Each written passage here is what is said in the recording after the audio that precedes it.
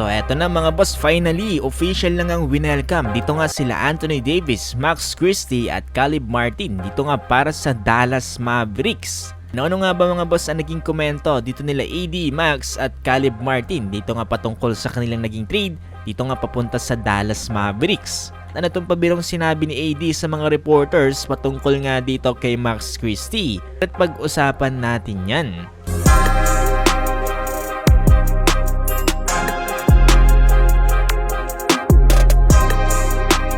Mga boss, after ng blockbuster trade history dito nga sa pagitan ni AD at Luka Doncic, kanya-kanya na silang wini-welcome ngayon dito nga kanilang mga bagong team.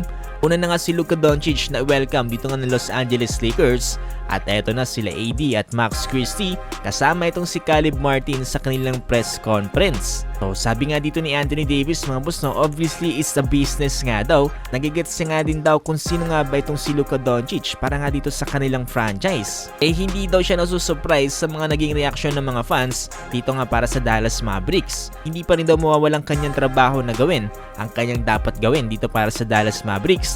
At i-reassure niya nga dito si Nico Harrison, ang GM ng Dallas Mavericks. Talagang gagawin niya nga daw lahat para nga dito sa kanilang team. I understand it. I mean, obviously it's a business, and I get, who Luka was to this franchise, to this city. I'm never, going to downplay that. So I'm not, surprised by, the fans' reaction and the city's reaction. At the end of the day, I'm going to get a city, get them life back. Obviously it's a tough transition. It was a shock, to all. But like I said, my job to come in and play basketball and win basketball games. Kaya rin si Max Christie ngayon dito sa kanyang bagong team na Dallas Mavericks. At hopefully nga daw mabigay niya lahat ng kanyang magagawa dito para sa kanilang team. Nagbigay fuel pa nga daw para sa pagkakapanalo nila sa mga susunod nilang games dito para sa Dallas. Dagdag din dito ni Max Christie ay nandito lang daw siya para nga magbigay ng energy dito nga para sa kanilang team dahil nandito na itong sila Kyrie Irving at itong sila Anthony Davis, kasama pa itong si Klay Thompson. Tapos niyan ay nag-back and forth naman dito nga ang mga reporter dito sa mga questions para kila AD at dito nga kay Caleb Martin. Kaya naman itong si AD ay hindi nga naiwasang magbiro. Ito nga ang kanyang sinabi sa mga reporter. Definitely head in the right direction. Any questions for Max? We'll get to Max's take. Kevin Gray back here on the bar. This for AD.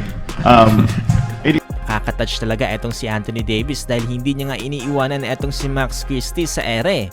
Gusto ko rin itong ginagawa ni AD para i-boost nga itong confidence dito ni Max Christie para sa kanilang bagong team.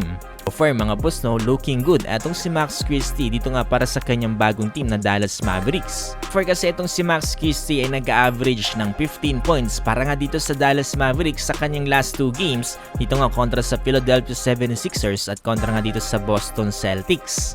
Actually, masaya ako ngayon para kay Max dahil may panibago na siyang spotlight dito nga para sa Dallas. Hindi lang yan, etong GM ng Dallas Mavericks na si Nico Harrison ay nakakatanggap nga daw ngayon ng death threats tapos niyang i-anunsyo yung one of the biggest trades in the NBA history. Dahil yan kinakailangan daw mag-guard na security dito nga ni Nico Harrison sa mga nangyayaring threats dito nga sa kanya. Yun mga boss, looking forward ako ngayon dito para kila AD at Max, pati dito kay Caleb Martin dito nga para sa Dallas Mavericks. Hopefully mga boss, maging okay din ang kanilang transition dito para sa kanilang team.